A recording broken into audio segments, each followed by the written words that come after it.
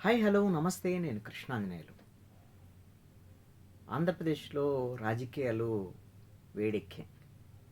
ఎన్నికలు ఇంకా చాలా సమయం ఉంది. కానీ రాజకీయ వాతావరణం అంటే ఆంధ్రప్రదేశ్ రాజధాని అమరావతి కేంద్రంగా ఈ రాజకీయాలు ఊపందుకున్నాయి. ఈ రాజకీయాలకు అధికార ప్రతిపక్షాల మధ్య ఉండేటువంటి రాజకీయ ప్రకటనలకి, రాజకీయపరమైనటువంటి అంశాలకి ఆంధ్రప్రదేశ్ రాజధాని అమరావతి వేదికగా మారింది. మాజీ ముఖ్యమంత్రి వైఎస్ జగన్మోహన్ రెడ్డి అమరావతి రాజధాని విషయంలో మరొక్కసారి విషం కక్కారు. తీవ్రమైనటువంటి విమర్శలు చేశారు. అమరావతికి తాను వ్యతిరేకం అంటూ మరొక్కసారి చెప్పేశారు. ఆయన అధికారంలో ఉన్నప్పుడు అమరావతికి వ్యతిరేకం అనేటువంటి విషయం ఆయన బహిరంగ ప్రకటనే చేశాడు. అమరావతి ఒక్కటే కాదు, 3 రాజధానులు ఉంటాయి, అమరావతిలో కేవలం అసెంబ్లీ మాత్రమే ఉంటుందని 3 రాజధానుల ప్రకటన చేసి, ఆ విశాఖపట్నంలోనే పరిపాలన ఉంటుంది అనేటువంటి విషయాన్ని కూడా చెప్పి అన్నీ చేసి 5 ఏళ్ల పాటు అమరావతిని పడకన పడేశాడు. ఆ తర్వాత 3 రాజధానులు లేవు, 33 రాజధానులు లేవు, ఏమీ లేకుండా పోయినాయి. అది వేరే అంశం. కోర్టు ఒప్పుకోలేదు, ఆయనకు సాధ్యం కూడా కాలేదు 3 రాజధానులు చేయడం. అమరావతిని అడవిని చేశాడు, శ్మశానం అన్నాడు, మునిగిపోయిద్ది అన్నాడు, అన్ని రకాల అసత్యమైన ప్రచారాలు చేశాడు. అమరావతి ఉద్యమాన్ని పూర్తిగా అణచివేసేటువంటి ప్రయత్నం కూడా చేశాడు. రైతుల్ని తీవ్రమైనటువంటి మనోవేదనకు గురి చేశాడు. ఒక 240 మంది ఆత్మహత్యలకు పాల్పడటానికి కూడా ఆ విధమైనటువంటి ముఖ్యమంత్రిగా జగన్మోహన్ రెడ్డి తీసుకున్నటువంటి నిర్ణయాలు కూడా ఒక కారణం. ఇప్పుడు ఆయన ప్రతిపక్షంలో ఉన్నాడు. మొన్న ఓడిపోయాడు ఎన్నికల్లో. ఘోరమైనటువంటి ఓటమి తర్వాత కనీసం సమీక్షించుకొని అమరావతి విషయంలో తాను తప్పు చేశానని ఆయన భావించి, లేదు అమరావతి మీరు నిర్మాణం చేస్తే చేయగలిగితే చేయండి, మీరైతే ఈ విధంగా అయితే చేయలేరని ఏమైనా సలహాలు సూచనలు ఇచ్చుంటే బాగుండేది. కానీ జగన్మోహన్ రెడ్డి ముఖ్యమంత్రిగా ఏదైతే నిర్ణయం తీసుకొని ఉన్నారో ఇప్పుడు ప్రతిపక్షంలో కూడా అదే నిర్ణయానికి వచ్చినట్టుగా కనపడుతుంది. ముంపు గురయ్యేటువంటి ప్రాంతంలో రాజధాని కడుతున్నారు. కృష్ణా బేసిన్ మొత్తం అంతా కూడా కృష్ణా పరివాహక ప్రాంతంలో కడుతున్నారు. ఇది మంచిది కాదు అనేటువంటి విధంగా ఆయన మాట్లాడటం. అదేవిధంగా 2 లక్షల కోట్లు కావాలి అమరావతి పూర్తి అవ్వాలంటే, మళ్ళీ 2వ దశ భూ సమీకరణకు మళ్ళీ సిద్ధమవుతున్నారు. ఎట్లయితే అమరావతి కాదు. ఇప్పటి వరకు గజెట్ కూడా నోటిఫికేషన్ ఇచ్చినటువంటి పరిస్థితి లేదు.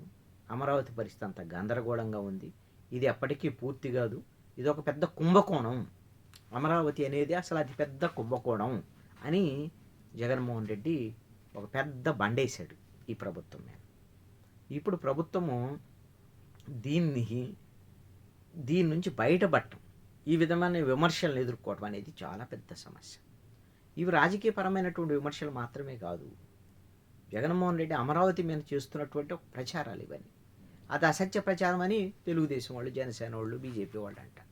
లేదు, మేం చెప్పేదే సత్యమైనటువంటి అంశమని జగన్మోహన్ రెడ్డి, వైఎస్ఆర్ కాంగ్రెస్ పార్టీ అంటుంది. మరి ఏది సత్యం, ఏది అసత్యం, దేన్ని నమ్మాలి, దేన్ని నమ్మకూడదు అనేటువంటి విషయం ఇక ప్రజలు నిర్ణయించుకోవాల్సినటువంటి పరిస్థితి. మరి ప్రజలు నిర్ణయించుకోవాలంటే ప్రజలు రాజకీయ పార్టీల వారీగా విడిపోయి ఉన్నారు. వైఎస్ఆర్ కాంగ్రెస్ పార్టీకి మద్దతు ఇచ్చే వాళ్ళందరూ జగన్మోహన్ రెడ్డి ప్రకటననే ఎస్ నిజమే అని సమర్థించేదానికి అవకాశం ఉంది. అదే తెలుగుదేశం, జనసేన, బీజేపీ వాళ్ళు, కూటమి ప్రభుత్వంలో దాన్ని మద్దతు ఇచ్చేటువంటి ప్రజలు జగన్మోహన్ రెడ్డి అసత్యమైన ప్రచారం చేస్తున్నాడు, అబద్ధాలు చెప్తున్నాడు, ఆ అమరావతిని మళ్ళీ గొంతు నులిపి చంపేటువంటి ప్రయత్నం చేస్తున్నాడు, మళ్ళీ అధికారంలోకి వస్తే అమరావతి మిగలదు అనేటువంటి విషయాన్ని ఇప్పుడు కూటమికి సంబంధించినటువంటి వాటికి మద్దతు ఇచ్చేటువంటి వాళ్ళు భావించేటువంటి అంశం. మరి ఇప్పుడు వీళ్ళ భావన సరే, అమరావతి అసలు ఏమైంది, అమరావతి ఏ విధంగా ముందుకెళ్తుంది, ఇప్పుడు జగన్మోహన్ రెడ్డి చేస్తున్నటువంటి ఈ ప్రచారాన్ని కూటమి ప్రభుత్వం ఇలాంటి కుట్రలను ఏ విధంగా ఎదుర్కోగలదు, జగన్మోహన్ రెడ్డి ప్రచారం ఎంత నమ్మొద్దు మీరు అని రైతుల్ని, అదేవిధంగా ప్రజల్ని ఒప్పించి 2వ దశ భూ సమీకరణ సక్సెస్ఫుల్గా చేయగలదా లేదా, అదేవిధంగా ఇప్పుడు 3 ఏళ్లలో మేము మొత్తం నిర్మాణాలు చేసి డెవలప్ చేసిన ప్లాట్లు కూడా అందిస్తామనేటువంటిది ప్రభుత్వం చెప్తున్నటువంటి మాట. ఇది సాధ్యమయ్యే పని అన్నాను. ఇదంతా కూడా ప్రభుత్వానికి ఒక సవాల్లాగా మారేటువంటి పరిస్థితి ఉంది. మరి ఇంత గందరగోళమైనటువంటి పరిస్థితి ఉన్నటువంటి నేపథ్యంలో అక్కడికి అమరావతిలో పెట్టుబడులు పెట్టడానికి ఎవరైనా పెట్టుబడిదారులు వచ్చేటువంటి పరిస్థితి ఉంటుందా? ఇప్పుడు కేంద్ర ప్రభుత్వ సంస్థలన్నీ కూడా అక్కడ మేము అన్ని సంస్థలను ఏర్పాటు చేస్తామని కొన్ని శంకుస్థాపనలు చేయటం, కొన్ని బ్యాంకులు ఒకేసారి 15-16 బ్యాంకులు శంకుస్థాపన చేయటం ఇవన్నీ జరిగాయి. మరి 3 ఏళ్లలో ఇది పూర్తి కాకపోతే, పూర్తి అయింది అనుకోండి, సపోజ్ కొంత పూర్తి అయింది, జనాభా ఒక్కసారిగా అక్కడికి రారుగా. వాళ్ళ ఆ కార్యకలాపాలని జరగాలి అని అంటే వ్యాపార కార్యకలాపాలు, బ్యాంక్ కార్యకలాపాలు, ఒక పారిశ్రామిక రంగం ఏదైనా వచ్చినా, లేకపోతే ఒక స్టార్ హోటల్ వచ్చింది, ఆ స్టార్ హోటల్లో సంబంధించిన ఆక్యుపెన్సీ ఉండాలి అంటే అక్కడ ఒక కార్యకలాపాలు పెద్ద ఎత్తున జరుగుతూ ఉండాలి కదా. మరి అలాంటి జరిగేటువంటి పరిస్థితి 3 ఏళ్లలో వస్తుందా? ఆ స్థాయికి ప్రభుత్వం తీసుకెళ్ళగలదా? ఇది ఒక రాజధానికి సంబంధించినటువంటి విషయంలో ఇంత పెద్ద సమస్యని, ఒక అగ్ని పరీక్షని రాష్ట్రం ఎదుర్కొంటుంది, కూటమి ప్రభుత్వం కూడా ఎదుర్కొంటుంది. ఒకటి మాత్రం నిజం, ఆంధ్రప్రదేశ్ విడిపోయిన తర్వాత రాజధాని లేనటువంటి ప్రాంతంగా తీవ్రంగా ప్రజల మనోవేదన గురయ్యేటువంటి పరిస్థితి ఈ రోజున ఉంది. ఒక రాష్ట్రానికి రాజధాని ఏది అంటే చెప్పుకోలేనటువంటి పరిస్థితి ఉంటే, ఇప్పటికీ గజెట్లో అమరావతి అనేటువంటిది రాలేదు. పార్లమెంట్లో గజెట్టు సంబంధించినటువంటి ఆంధ్రప్రదేశ్ విభజన చట్ట సవరణ జరగలేదు. అసలు అది జరగదు అనేటువంటి విషయాన్ని జగన్మోహన్ రెడ్డి చెప్తున్నాడు. మరి జరుగుతుందా లేదా అనేటువంటి అన్ని అనుమానాలే. బిల్లు పంపిస్తే వెనక్కి వచ్చింది లేదు, జనవరి ఫిబ్రవరిలో ఈ నెల వచ్చే నెలలో పూర్తి అయిపోద్ది, మొత్తం గజెట్లోకి అమరావతి వచ్చేస్తుందని కూటమి చెప్తోంది. మరి ఇది ఎంత మేరకు నిజం, ఎంత మేరకు ఇది వాస్తవ రూపంలోకి వస్తుంది? కేంద్ర ప్రభుత్వం అమరావతి నిర్మాణానికి సహకరిస్తుందా లేదా? అప్పులతో నిర్మాణం చేయటమేనా? జగన్మోహన్ రెడ్డి చెప్పినట్టు మరి 2 లక్షల కోట్లు అంటే ఎక్కడి నుంచి అప్పులు తెస్తారు? ఇవన్నీ ప్రశ్నలు. ఈ ప్రశ్నలకు సమాధానాలు ఇదిగో కూటమి వాళ్ళు ఎన్నైనా సమాధానాలు చెప్పచ్చు, మాటల రూపేణా ఎన్నైనా సమాధానాలు చెప్పు, కానీ చేతల్లో చూపించాలి.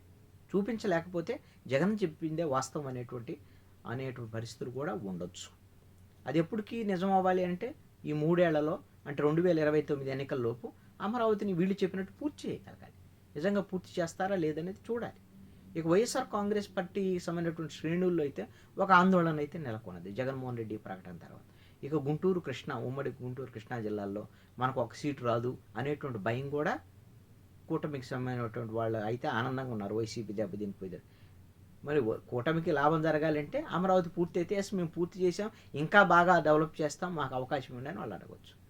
మరి అసలు ఏం జరగలేదనుకోండి, ఇక్కడ పూర్తి స్థాయిలో డెవలప్మెంట్ జరగలేదనుకోండి, జగన్మోహన్ రెడ్డి చెప్పిందే కరెక్ట్ అనేటువంటి దాని మీద కూటమికి వ్యతిరేకంగా వైసీపీకి అనుకూలంగా ఓట్లు వేసేటువంటి పరిస్థితులు ఉండొచ్చు. జగన్మోహన్ రెడ్డి చెప్పింది అబద్ధం అయితే మాత్రం ఖచ్చితంగా వైసీపీకి ఈ 2 జిల్లాల్లో సుమారు 33 సీట్లు, ఉమ్మడి గుంటూరు జిల్లాలో అసెంబ్లీ సీట్లు 33 ఉన్నాయి.